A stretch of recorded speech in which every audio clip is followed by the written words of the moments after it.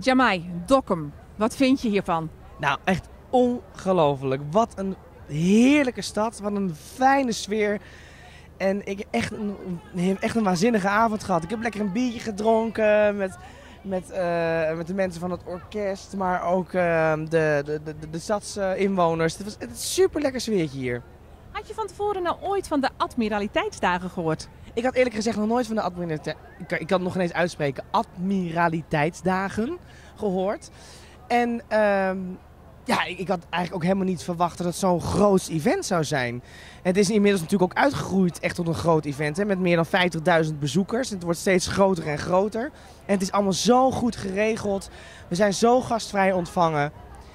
Ik heb een heerlijke avond gehad, kan niet anders zeggen.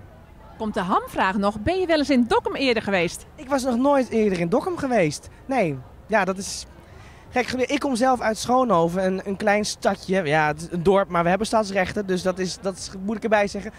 Het ligt bij Utrecht en eigenlijk voelt het een beetje hetzelfde aan. Ook leuke grachtjes en een lekker oud centrum. Dus het voelde eigenlijk wel een beetje als thuiskomen.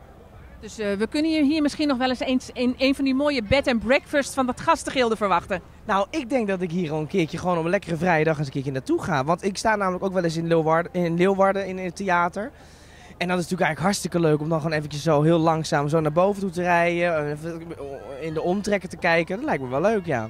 Dus het Friesland-bobbelgevoel begint bij jou inmiddels een beetje te leven?